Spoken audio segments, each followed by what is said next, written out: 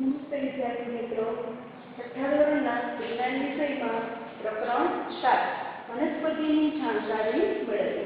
તો વિદ્યાર્થી મિત્રો, આ પાઠના ગયા લેક્ચરમાં આપણે પર્ણ વિશેની માહિતી મેળવી હતી. એમાં આપણે પર્ણના ભાગો વિશેનો અભ્યાસ કર્યો હતો કે પર્ણ છે જેમ વનસ્પતિના અલગ અલગ ભાગ છે, પ્રકાર, પર્ણ, મૂળ, પુષ્પ, એ જ રીતે પર્ણના પણ અલગ અલગ ભાગ છે. જેમાં આપણે જોયું હતું કે પર્ણને પર્ણદંડ, પર્ણપત્ર, શિરા, મધ્યશિરા આવી અલગ અલગ પ્રકારના ભાગો જોવા મળે છે. હવે વિદ્યાર્થી મિત્રો, આ જે પર્ણો છે એ પર્ણ વનસ્પતિમાં શું કાર્ય કરે છે અને કઈ રીતના એ ખોરાક બનાવે છે, એના કાર્યો આપણે પ્રવૃત્તિ દ્વારા જોઈશું. હવે વિદ્યાર્થી મિત્રો, એક પ્રવૃત્તિ છે. હવે એ પ્રવૃત્તિ દ્વારા આપણે જોવાનું છે કે પર્ણો છે એ પર્ણો વનસ્પતિમાં શું કાર્ય કરે છે. તો આ માટે વિદ્યાર્થી મિત્રો, પ્રવૃત્તિ માટે તમારે પેલા કઈ કઈ વસ્તુઓની જરૂર પડશે. તો પેલા એના ઉપર એક નજર મારીએ, કઈ કઈ વસ્તુની જરૂર પડશે. તો અહીં એક આકૃતિ આપેલી છે. આકૃતિ ઉપરથી આપણને ખ્યાલ આવે કે એના માટે કઈ કઈ વસ્તુઓની જરૂર પડશે. તો કે સૌપ્રથમ તો આપણે પેલા એક કુંડામાં ઉગાડેલા છોડની જરૂર પડશે. આપણે ખાલી એમનો જેમ આગલી પ્રવૃત્તિમાં પ્રકાંડને કાપી નાખ્યું હતું એ રીતના નહીં, પણ કુંડામાં કોઈ પણ વનસ્પતિ ઉગેલી હોય તો એવી વનસ્પતિની જરૂર પડશે. એટલે કે કુંડું અને બીજો છોડ, એટલે કે આખું જોઈએ તો કુંડામાં ઉગાડેલા છોડની જરૂર પડશે. હવે વિદ્યાર્થી મિત્રો, તમારે આ પ્રવૃત્તિ માટે બીજી બે પારદર્શક કોથળીની જરૂર પડશે. એટલે કે પારદર્શક પોલિથીનની જે પ્લાસ્ટિકની જે છીબડા કહીએ છીએ તે પ્લાસ્ટિકની પોલિથીનની બે કોથળીઓની જરૂર પડશે. તો કે પોલિથીનની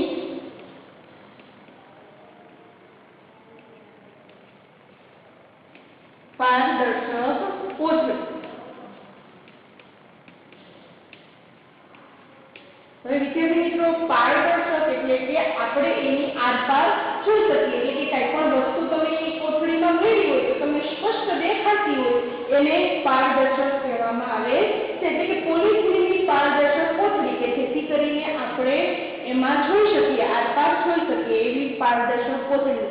તમારે બે પોલિથીનની પારદર્શક કોથળીની જરૂર પડશે અને બે દોરીની જરૂર પડશે. તો કે આ પ્રવૃત્તિ માટે આપણે કઈ કઈ વસ્તુની સાધન સામગ્રીની જરૂર પડે? પોલિથીનની પારદર્શક કોથળીની જરૂર પડે, દોરીની જરૂર પડે અને કુંડામાં ઉગાડેલા છોડની જરૂર પડે છે. હવે વિદ્યાર્થી મિત્રો, જોઈએ કે આ પ્રવૃત્તિ દ્વારા એનું કાર્ય જાણીએ કે આ પ્રવૃત્તિ પરથી આપણને પર્ણનું એક કાર્ય જોવા મળશે. હવે વિદ્યાર્થી મિત્રો, આ જે પોલિથીનની પારદર્શક કોથળી છે એની જે કુંડામાં ઉગાડેલો છોડ છે એ છોડની એક ડાળી લેવાની છે અને એ ડાળીમાં પોલિથીનની પારદર્શક કોથળીને બાંધી દેવાની છે. એટલે કે એને દોરીથી બાંધવાની છે. એટલા માટે આપણે દોરીની જરૂર પડશે. હવે વિદ્યાર્થી મિત્રો, ખાસ એક વસ્તુનું ધ્યાન રાખવાનું કે તમે જે આ કોથળીને બાંધો છો ડાળીને, એ ડાળી પર્ણવાળી હોવી જોઈએ. પર્ણ વગરની ડાળીને તમારે પ્લાસ્ટિકની કે પોલિથીનની કોથળીને બાંધવાની નથી, પરંતુ જે ડાળીમાં પર્ણ હોય એટલે કે પર્ણ સહિત એને બાંધવાની છે. હવે વિદ્યાર્થી મિત્રો, સાધન સામગ્રી જોઈ લીધી. હવે પદ્ધતિ જોઈ કે આપણે શું કરવાનું આ પ્રયોગમાં. તો કે સૌપ્રથમ તો પહેલા એક આપણે કુંડામાં ઉગાડેલા છોડ લેવાનો છે. ત્યારબાદ તો કે એક પર્ણવાળી ડાળી છે એ પર્ણવાળી ડાળીને પોલિથીનની પારદર્શક કોથળી વડે બાંધી દેવાની છે. તેનાથી દોરી વડે એનું મોં છે એ કોથળીનું બાંધી દેવાનું છે, જેથી બહારની હવા અંદર જાય નહીં. તે વ્યવસ્થિત રીતે ટાઈટ બાંધી દેવાનું. એટલે કે પોલિથીનની પારદર્શક કોથળીને દોરી વડે બાંધી તેનું મોં બંધ કરી દેવાનું. હવે વિદ્યાર્થી મિત્રો, આપણે બે પોલિથીનની પારદર્શક કોથળીની જરૂર પડી. તો હવે બીજું એ કરવાનું કે બીજી એક પોલિથીનની પારદર્શક કોથળી લેવાની અને એનું મોં બંધ કરી દેવાનું. એને વનસ્પતિમાં નથી, એનું જે પોલિથીનની પારદર્શક કોથળી છે એને વનસ્પતિમાં નથી બાંધવાની. વનસ્પતિમાં તો પોલિથીનની એક જ પારદર્શક કોથળી બાંધવાની દેવાની છે, બીજી પોલિથીનની પારદર્શક કોથળી એમને પેક કરીને તમારે રાખી દેવાની છે। હવે આ પોલિથીનની પારદર્શક કોથળીને સરસ મજાના દોરીથી બાંધી દીધી છે, જેથી બહારની હવા અંદર જઈ શકતી નથી। હવે વિદ્યાર્થી મિત્રો આમાં થોડા કલાકો પછી એટલે કે આમાં અવલોકન કરો અને ખાસ વસ્તુ ધ્યાન રાખવાની કે આ જે પ્રવૃત્તિ છે આ પ્રવૃત્તિ સૂર્યપ્રકાશની હાજરીમાં જ કરવાની છે, તો જ આપણને એમાં અવલોકન જોવા મળશે। એટલે કે જ્યારે પણ આપણે આ જાણતા હોય કે પ્રવૃત્તિ કરતા હોય તો એ આપણે સૂર્યપ્રકાશમાં જ કરવાની છે, એટલે કે દિવસે આ પ્રક્રિયા કરવાની છે। હવે આ પોલિથીનની પારદર્શક કોથળી બાંધી દીધા પછી થોડાક કલાકો સુધી તમારે આમાં રાહ જોવાની છે। હવે થોડા કલાક થઈ જાય પછી તમારે આ કોથળીનું અવલોકન કરવાનું છે। બે કોથળી, એક કોથળી જે આપણે આમાં પર્ણસહિત દાઢીને બાંધી હતી એ કોથળી અને બીજી કોથળી તો કે આપણે ખાલી એમના એનું મોં બાંધી નથી દીધું કે જેથી હવા અંદર ન જાય, બંને કોથળીઓનું અવલોકન કરવાનું છે કે અવલોકન કરતા એમાં તમને શું જોવા મળશે, એટલે કે થોડા કલાક પછી તમે એમાં જોશો તો કંઈક ચેન્જીસ, કંઈક ફેરફાર જોવા મળશે। એ શું ફેરફાર જોવા મળશે? તો વિદ્યાર્થી મિત્રો આપણને તો કે આજે પોલિથીનની પારદર્શક કોથળી બાંધી છે એ પોલિથીનની પારદર્શક કોથળીમાં તમને અંદર પાણીના ટીપા જોવા મળશે। તો કે આ રીતે પોલિથીનની પારદર્શક પાણી તમને એમાં પાણીના ટીપા જોવા મળશે।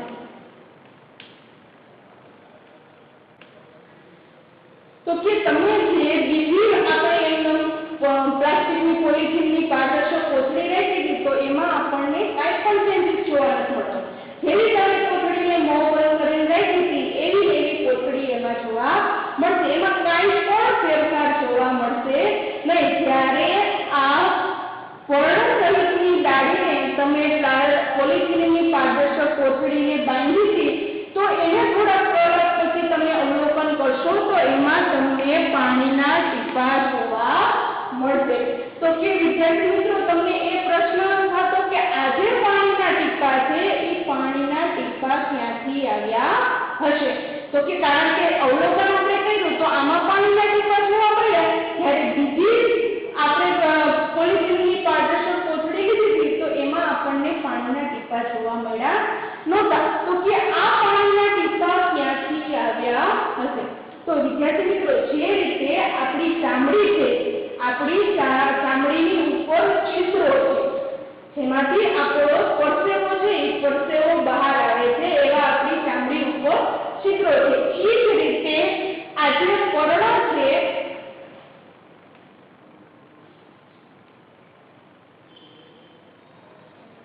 એટલે કે આ જે પર્ણ છે એ પર્ણમાં પણ નાના નાના છિદ્રો આવેલા હોય છે, જેને પર્ણરંધ્રો કહેવામાં આવે છે। ખાસ યાદ રાખજો કે પર્ણમાંથી તમને નાના નાના છિદ્રો જોવા મળે છે એને પર્ણરંધ્રો કહેવામાં આવે છે। વિદ્યાર્થી મિત્રો આપણને ક્યારેક નરી આંખે ન દેખાતા હોય પર્ણરંધ્રો, પણ તમે સૂક્ષ્મદર્શક કેન્દ્ર વડે એના વડે જુઓ તો એ તમને પર્ણરંધ્રો જોવા મળે છે। તો વિદ્યાર્થી મિત્રો આ જે પર્ણ છે એ પર્ણમાં પર્ણરંધ્રો આવેલા હોય છે। જેમ આપણા શરીરમાં ચામડીની ઉપર જેમ પરસેવો નીકળવા માટે જે છિદ્રો હોય છે એ જ રીતે આ પર્ણરંધ્રો પર્ણમાં આવેલા હોય છે। જેમ આપણા શરીરનું જે વધારાનું પાણી છે એ વધારાનું પાણી આપણા શરીરમાં જે ચામડી ઉપર જે છિદ્રો આવેલા છે એ છિદ્રો વાટે પરસેવો બહાર નીકળે છે, એટલે કે પાણીને બહાર કાઢે છે। એ જ રીતે આ જે પર્ણ છે એ પર્ણમાં જે વધારાનું પાણી છે એ વધારાનું પાણી એ પર્ણરંધ્રો દ્વારા બાષ્પ થાય છે। બાષ્પ થાય છે એટલે કે વરાળ થાય છે, એટલે કે એના બાષ્પ રૂપે એ આપણને જોવા મળે છે। એટલે કે પર્ણરંધ્રો છે એ પર્ણરંધ્રોમાંથી બાષ્પ રૂપે પાણી બહાર આવે છે, અને આપણે જે પોલિથીનની પારદર્શક કોથળી હતી એટલા માટે પોલિથીનની પારદર્શક કોથળીમાં પાણીના ટીપા જોવા મળે છે વિદ્યાર્થી મિત્રો ખાસ એટલે જ આપણે કાલે પોલિથીનની પારદર્શક કોથળી લીધી હતી, કારણ કે પારદર્શક હોય તો આપણે એની અંદર જે ટીપા બાજેલા જોવા મળે છે એ આપણે આસાનીથી જોઈ શકીએ છીએ। સરળતાથી આપણને ખ્યાલ આવે કે એમાં ટીપા જોવા મળે છે, એટલે કે પર્ણરંધ્રો દ્વારા એ જે બાષ્પ છે એ બાષ્પને બહાર કાઢે છે। એ બાષ્પ છે એ સૂર્યપ્રકાશની હાજરીમાં, એટલે કે એને જ્યારે ગરમી મળે છે ત્યારે એમાંથી એ પર્ણરંધ્રો છે એ બાષ્પ સ્વરૂપે પાણીને બહાર કાઢે છે। એટલા માટે વિદ્યાર્થી મિત્રો આ જે પ્રવૃત્તિ છે એ આપણે સૂર્યપ્રકાશની હાજરીમાં કરવાની છે।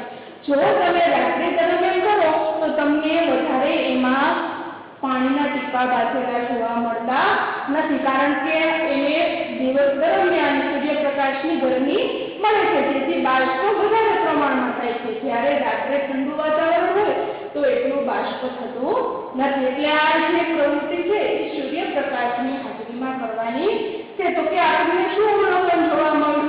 તો કે આ પર્ણવાળો છોડ, એટલે કે પર્ણની ડાળી સહિતના છોડમાં પોલિથીનની પારદર્શક કોથળી છે એ પોલિથીનની પારદર્શક કોથળીને બાંધવાથી થોડો સમય રહેવાથી તેમાં પાણીના ટીપા બાજેલા જોવા મળે છે।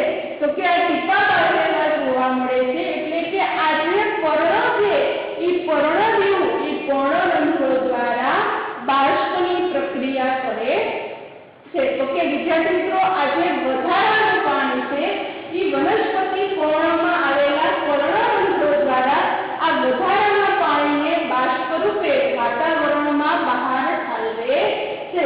આ ક્રિયાને બાષ્પોત્સર્જન કહે છે। ખાસ યાદ રાખજો વિદ્યાર્થી મિત્રો, આ જે વધારાનું પાણી છે એને પર્ણરંધ્રો છે એ બહાર કાઢે છે। આ જે પ્રક્રિયા થાય છે પર્ણમાં, આ પ્રક્રિયાને બાષ્પોત્સર્જન કહે છે। એટલે કે ખાસ બાષ્પોત્સર્જનની વ્યાખ્યાની નોંધ કરી લેશો।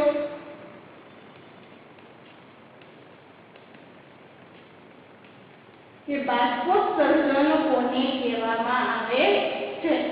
તો કે વનસ્પતિના પર્ણમાં આવેલા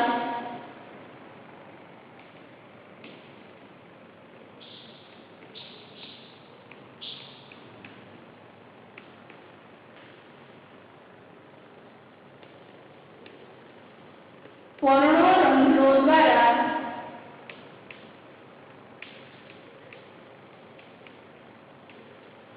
વધારાનું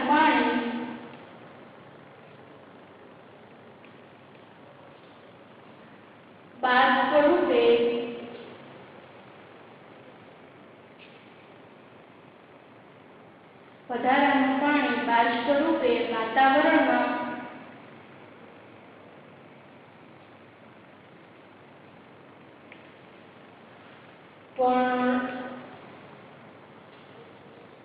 વાતાવરણમાં પર્ણ ઠાલવે છે,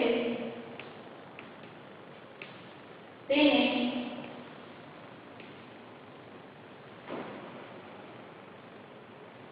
બાષ્પોત્સર્જન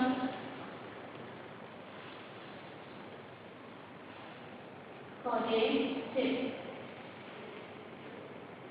તો કે આ વનસ્પતિના પર્ણમાં આવેલા પર્ણરંધ્રો દ્વારા જે વધારાનું પાણી છે એ વાતાવરણમાં ઠાલવે છે, તેને બાષ્પોત્સર્જન કહે છે। એટલે કે આ જે પ્રક્રિયા થઈ આપણને પાણીના ટીપા જોવા મળે છે, આ પ્રક્રિયાને કેવી પ્રક્રિયા કહેવામાં આવે છે? બાષ્પોત્સર્જનની પ્રક્રિયા કહેવામાં આવે છે। એટલે કે આ પર્ણ છે એ પર્ણ બાષ્પોત્સર્જનની પ્રક્રિયા કરે છે, એટલે કે વધારાનું પાણી છે એ વધારાના પાણીને વાતાવરણમાં ઠાલવે છે। એટલે કે વિદ્યાર્થી મિત્રો આ જે પર્ણનું આ પ્રવૃત્તિ પર આપણને એક કાર્ય જોવા મળ્યું કે આ પર્ણ છે એ પર્ણ બાષ્પોત્સર્જનની પ્રક્રિયા કરે છે, એટલે કે વધારાના પાણીને બહાર વાતાવરણમાં ઠાલવે છે। આ પહેલું કાર્ય હતું કે પર્ણ છે એ બાષ્પોત્સર્જનની ક્રિયા કરે છે, એટલા માટે વનસ્પતિનો પર્ણભાગ પણ મદદરૂપ થાય છે, એટલે કે બાષ્પોત્સર્જનની પ્રક્રિયા કરે છે એટલા જ માટે કે બાષ્પ રૂપે વરાળ છે એ વરાળ આકાશમાં જાય છે અને વરસાદ લાવવામાં મદદરૂપ થાય છે। એટલા જ માટે વિદ્યાર્થી મિત્રો કહેવામાં આવે છે કે વૃક્ષો વધારે વાવો અને વરસાદ લાવો, કારણ કે જેમ વધારે વૃક્ષો છે તેમ બાષ્પોત્સર્જનની પ્રક્રિયા વધારે પ્રમાણમાં થવાનું અને બાષ્પોત્સર્જનની પ્રક્રિયા વધારે પ્રમાણમાં થાય એટલે કે વરાળ રૂપે તે આકાશમાં થાય છે અને વાદળ બંધાઈને આપણને વરસાદ મળે છે એટલે એનું કાર્ય છે કે પર્ણ છે એ બાષ્પોત્સર્જનની પ્રક્રિયા કરે છે ને એટલા માટે જ વૃક્ષો વધારે વાવવાનું કહેવામાં આવે છે આ આપણે પેલું કાર્ય જોયું પર્ણનું કે બાષ્પોત્સર્જનની પ્રક્રિયા કરે છે હવે વિદ્યાર્થી મિત્રો આપણે પર્ણનું એક પ્રવૃત્તિ દ્વારા બીજું કાર્ય કરીએ કે પર્ણમાં શું ધરાવે છે કે શું રહેલું છે હવે વિદ્યાર્થી મિત્રો આ પર્ણનું બીજું કાર્ય આપણે એક પ્રવૃત્તિ દ્વારા જોઈએ આ પ્રવૃત્તિ માટે આપણે કઈ વસ્તુઓની જરૂર પડશે એટલે કે કઈ સાધન સામગ્રીની જરૂર પડશે તો જોઈએ તો કે પહેલા તો સૌપ્રથમ આ પ્રવૃત્તિ માટે આપણે એક ત્રિપાઈની જરૂર પડશે ત્રિપાઈ એટલે લોખંડનું એવું સ્ટેન્ડ આવે કે જેથી કરીને એના ઉપર વાટકી છે કે કોઈ બીકર છે આપણે સરળતાથી મૂકી શકીએ જેમ કે બર્નર હોય એટલે કે આપણે ગેસમાં જે રીતના બર્નર હોય તે જ રીતે પ્રયોગશાળાની લેબમાં એક નાનું બર્નર હોય છે એ બર્નર ઉપર ત્રિપાઈ રાખવામાં આવે છે જેથી કરીને આપણે વાટકીને આમ પકડવી પડે એના કરતાં જો ત્રિપાઈ હોય તો સરળતાથી વાટકી તેના ઉપર રહી શકે છે એટલા માટે આપણે એક ત્રિપાઈની જરૂર પડશે એટલે કે ત્રિપાઈ અને બીજું એક બર્નર કારણ કે આપણે અહીં ગરમ કરવાનું છે એટલા માટે બર્નરની જરૂર પડશે હવે એ બર્નર હોય એ બર્નરને ચાલુ કરી એટલે એની જ્યોત છે એ જ્યોત સીધી વાટકીમાં પહોંચે એના ઉપર અને વાટકી સરળતાથી રહી શકે એના માટે તેના પર તારની જાળી રાખવામાં આવે છે એટલે કે તારની જાળી ચોરસ એવો તારની જાળીનો ટુકડો હોય છે અને એક બીકરની જરૂર પડશે અને ટેસ્ટ ટ્યુબ છે આ કામની ટેસ્ટ ટ્યુબ હોય છે એ ટેસ્ટ ટ્યુબની જરૂર પડશે હવે વિદ્યાર્થી મિત્રો આપણે સાધન સામગ્રી જોઈએ તો કે કઈ વસ્તુઓની જરૂર પડશે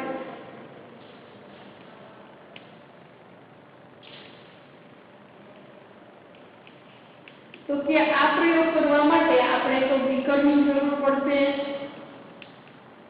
ત્રિપાઈની જરૂર પડશે બર્નર ટેસ્ટ ટ્યુબ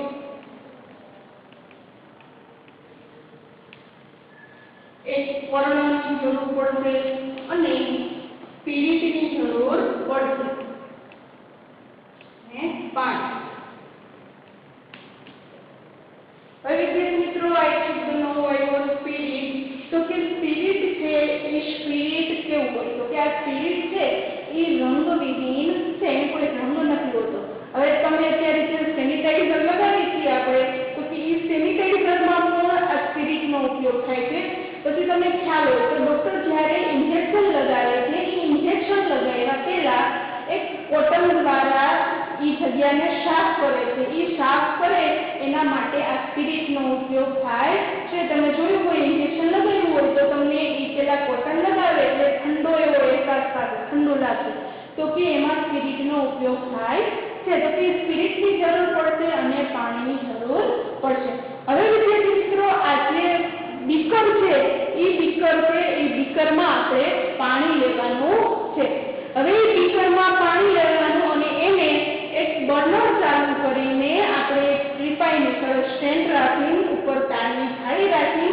એ બીકર છે એ બીકરને ગરમ થવા દેવાનું હવે બીકરમાં જે પાણી છે એ પાણી ઉકળવા માંડે પછી આપણે એક ટેસ્ટ ટ્યુબ લેવાની ટેસ્ટ ટ્યુબમાં જે પર્ણ હોય એ આપણે કોઈ પણ પર્ણ તોડવું હોય એ પર્ણને ટેસ્ટ ટ્યુબમાં નાખવાનું છે હવે ટેસ્ટ ટ્યુબમાં નાખ્યા બાદ પર્ણને નાખો પછી એના ઉપર ટેસ્ટ ટ્યુબમાં સ્પિરિટ નાખવાનું છે સ્પિરિટ એટલું નાખવાનું કે આપણે જે આ ટેસ્ટ ટ્યુબમાં જે પર્ણ રાખ્યું હતું એ પર્ણ આખું ઢકાઈ જવું જોઈએ એટલું એને એ ટેસ્ટ ટ્યુબ છે એ ટેસ્ટ ટ્યુબને સ્પિરિટથી ભરી જાય અને આ જે ટેસ્ટ ટ્યુબ છે એ ટેસ્ટ ટ્યુબને જે બીકર ગરમ કરવા રાખ્યું હતું એ બીકરમાં તમારે ટેસ્ટ ટ્યુબને રાખવાની છે ખાસ ધ્યાન રાખવાનું વિદ્યાર્થી મિત્રો સીધી ટેસ્ટ ટ્યુબને ગરમ કરાય નહીં કારણ કે આપણે ટેસ્ટ ટ્યુબમાં સ્પિરિટ રાખ્યું છે હવે આ સ્પિરિટ સ્પિરિટ છે એ સ્પિરિટ એવો પદાર્થ છે કે એની સીધું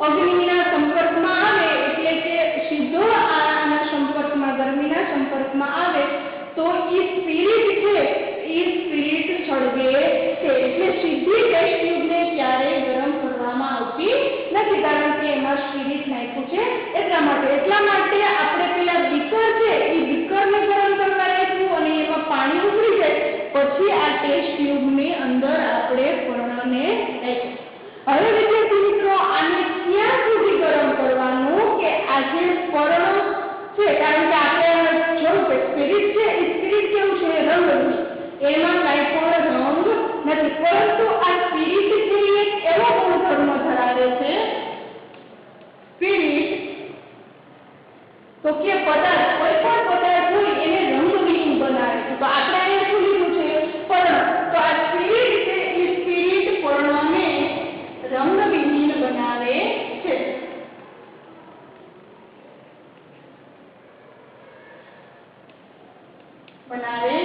તો ત્યાં સ્પિરિટનો ગુણધર્મ છે કે ઈ કોઈ પણ પદાર્થને રંગવિહીન બનાવે એટલા માટે આપણે ટેસ્ટ ટ્યુબમાં તેનો ઉપયોગ કર્યો છે સ્પિરિટનો ઉપયોગ કર્યો છે હવે વિદ્યાર્થી મિત્રો આને તમે ગરમ કરશો એટલે આપણને ખબર છે પર્ણ કેવું હોય છે લીલા કલરનું હોય છે પરંતુ ઈ શા કારણે પર્ણ છે લીલા કલરનું હોય તો કે વિદ્યાર્થી મિત્રો પર્ણ છે ઈ પર્ણોમાં હરિત કણો આવેલા હોય છે ઈ હરિત કણોમાં હરિત દ્રવ્ય આવેલું હોય છે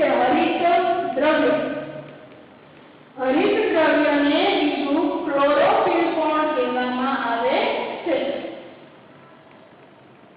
એટલે પર્ણોમાં જે હરિત દ્રવ્ય ક્લોરોફિલ આવેલું હોય છે એ ક્લોરોફિલનો કલર કેવો હોય છે લીલો કલર હોય છે એટલે જેથી કરીને પર્ણનો કલર છે એ પર્ણનો કલર એટલા માટે લીલો હોય છે કારણ કે એ હરિત કણમાં હરિત દ્રવ્ય એટલે કે ક્લોરોફિલ આવેલું હોય છે હવે આપણે જે આ ટેસ્ટ ટ્યુબ છે એ ટેસ્ટ ટ્યુબને આ બીકર છે એ બીકરમાં રાખ્યું હવે એને ત્યાં સુધી ગરમ કરવાની કે જ્યાં સુધી આ પર્ણનો જે લીલો કલર છે એ લીલો કલર આ ટેસ્ટ ટ્યુબમાં જે સ્પિરિટ નાખ્યું હતું એ સ્પિરિટમાં આવી જાય કારણ કે સ્પિરિટનો ગુણધર્મ શું છે તો કે આ જે કોઈ પણ પદાર્થ હોય એને રંગવિહીન બનાવે તો અહીં જે પર્ણ છે એ પર્ણને શું કરશે સ્પિરિટ રંગવિહીન બનાવશે એટલે કે પર્ણનો જે લીલો કલર છે એ લીલો કલર બધો ક્યાં આવી જશે આ ટેસ્ટ ટ્યુબમાં જે સ્પિરિટ છે એમાં આવી જશે એટલે કે આ સ્પિરિટ છે એ કેવો કલર થઈ જશે ગ્રીન કલર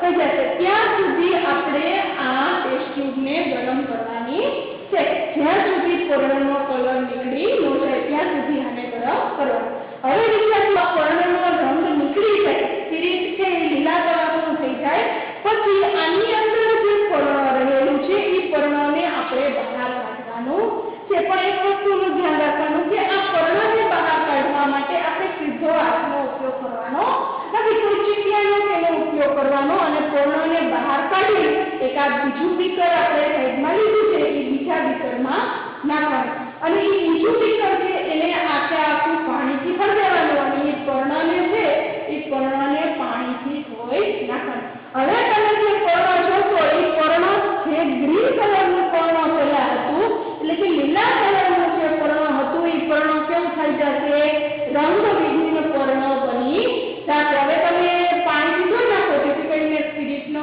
ભાગ હોય તો એમાંથી નીકળી જાય હવે એમાં રંગવિહીન જે પર્ણ થઈ ગયું છે એ રંગવિહીન પર્ણમાં એક તમારે બીજી વસ્તુનો ઉપયોગ કરવાનો છે જે આપણે અગાઉ પણ પ્રકરણ 2 માં કરી ચૂક્યા છે આયોડીનનું દ્રાવણ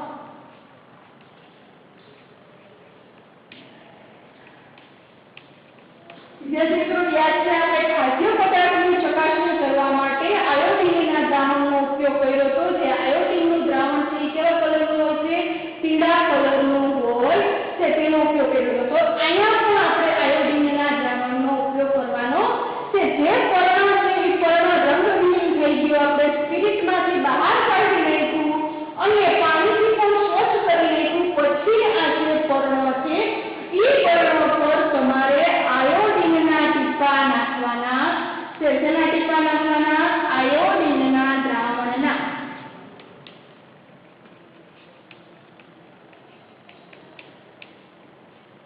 વિદ્યાર્થી મિત્રો આમાં તમે આયોડિનના દ્રાવણના ટીપા નાખશો તો આ જે પર્ણ છે એ પર્ણનો કલર કેવો થઈ જશે? કાળો થઈ જશે અથવા તો ભૂરો બની જશે. એટલે કે આયોડિનના દ્રાવણના ટીપા નાખતા પર્ણનો કલર છે એ ભૂરો કાળો થઈ જાય છે. એનો મતલબ એવો કે પર્ણ છે એમાં સ્ટાર્ચ હાજર છે. કારણ કે આપણે ખાદ્ય પદાર્થની ચકાસણી વખતે પણ જોયું હતું કે આજે કોઈ પણ ખાદ્ય પદાર્થની ઉપર આયોડિનના દ્રાવણના ટીપા નાખો અને ભૂરો કાળો કલર આપે તો એમાં શું રહેલું હોય છે? સ્ટાર્ચ રહેલું હોય છે. એમાં જો સ્ટાર્ચ હોય તો જ એ ભૂરો કાળો કલર આપે છે, નહીંતર એમાં કોઈ પણ પરિવર્તન જોવા મળતું નથી. તો વિદ્યાર્થી મિત્રો આ પર્ણ છે પર્ણ ઉપર આપણે સ્વચ્છ થઈ ગયા બાદ જે રંગવિહીન પર્ણ છે એમાં આયોડિનના દ્રાવણના ટીપા નાખી તો ભૂરો કાળો કલર જોવા મળે છે. એનો મતલબ એવો કે આ પર્ણ છે એ પર્ણમાં સ્ટાર્ચ રહેલું છે. એટલે કે પર્ણ શું ધરાવે છે? તો કે સ્ટાર્ચ ધરાવે છે. આપણે જેમ ખાદ્ય પદાર્થમાં સ્ટાર્ચ રહેલો છે તેમ પર્ણ પણ ખાદ્ય પદાર્થ તરીકે ખોરાક તરીકે સ્ટાર્ચ રૂપે જે ખોરાક છે એનો ઉપયોગ કરે છે. એટલે કે પર્ણમાં સ્ટાર્ચ રહેલો છે. તો વિદ્યાર્થી મિત્રો આપણે બીજું કાર્ય છે કે પર્ણ છે એ પર્ણ સ્ટાર્ચ રૂપે પોતાનો ખોરાક બનાવે છે. એટલે કે સ્ટાર્ચ રૂપે એના પર્ણમાં ખોરાક રહેલો હોય છે. તો વિદ્યાર્થી મિત્રો અહીંયા આપણે પ્રવૃત્તિ દ્વારા જોયું કે પર્ણ છે એ પર્ણ સ્ટાર્ચ ધરાવે છે. કે જેથી આપણને ખ્યાલ આવ્યો કે પર્ણમાં સ્ટાર્ચ રહેલું છે. તો કે આ જે પર્ણ છે એ પર્ણના આપણે બે કાર્યો જોયા. પહેલું કાર્ય તો કે તે બાષ્પોત્સર્જનની પ્રક્રિયા કરે છે અને આનું બીજું કાર્ય કે એ સ્ટાર્ચ રૂપે એનામાં ખોરાક રહેલો હોય છે. હવે વિદ્યાર્થી મિત્રો આપણો હેતુ શું હતો? તો કે આ પ્રયોગ કરવાનો આપણો ઉદ્દેશ્ય કે આપણો હેતુ એ હતો કે આપણે એ સાબિત કરવું છે કે પર્ણમાં સ્ટાર્ચ રહેલું છે. તો આપણે એ સાબિત કર્યું કે આપણો છેલ્લો નિર્ણય આવ્યો કે પર્ણમાં સ્ટાર્ચ રહેલું છે. એટલે કે આપણે સાબિત નિર્ણય કરી લીધો કે પર્ણમાં આયોડિનના ટીપા નાખતા તેમાં ભૂરો કાળો કલર આપે છે એટલે એમાં સ્ટાર્ચ હાજર છે. તો વિદ્યાર્થી મિત્રો આપણે બે કાર્યો જોયા કે બાષ્પોત્સર્જનની પ્રક્રિયા કરે છે પર્ણ અને બીજું પર્ણમાં ખોરાક સ્વરૂપે સ્ટાર્ચ રહેલો હોય છે. હવે વિદ્યાર્થી મિત્રો આજના હોમવર્કની નોંધ કરી લેશો.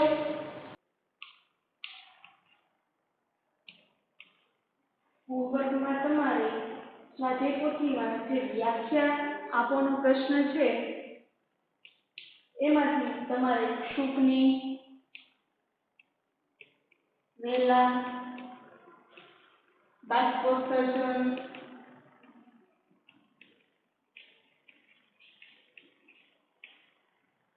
અને સમાંતર, શિરાવિન્યાસ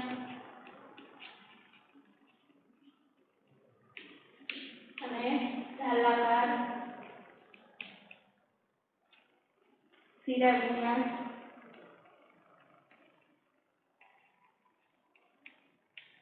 વ્યાખ્યા લખવાની છે. આટલી વ્યાખ્યા તમારે સ્વાધ્યાય પોથીમાં લખવાની છે. અને પ્રશ્ન 13 જે પ્રયોગો છે એનો બીજો પ્રયોગ બાષ્પોત્સર્જન વાળો જે પ્રયોગ છે આજે આપણે શીખ્યા તે પ્રયોગની આકૃતિ દોરીને વ્યવસ્થિત રીતે પ્રયોગ લખવાનો છે. વિદ્યાર્થી મિત્રો આજે આપણે પ્રવૃત્તિ ઉપરથી શીખ્યા કે પર્ણ છે એ પર્ણ બાષ્પોત્સર્જનની પ્રક્રિયા કરે છે. અને બીજી પ્રવૃત્તિ આપણે જોઈ કે પર્ણ સ્ટાર્ચ ધરાવે છે. એટલે કે પર્ણમાં સ્ટાર્ચ હોય છે. હવે વિદ્યાર્થી મિત્રો હવે પછીના લેક્ચરમાં આપણે એ માહિતી મેળવીશું કે જે પર્ણમાં સ્ટાર્ચ છે એ સ્ટાર્ચ કઈ રીતના આવે છે. એટલે કે પર્ણ પાસે સ્ટાર્ચ કઈ રીતના પહોંચે છે એના પછી હવે પછીના લેક્ચરમાં એનો અભ્યાસ કરીશું. Thank you.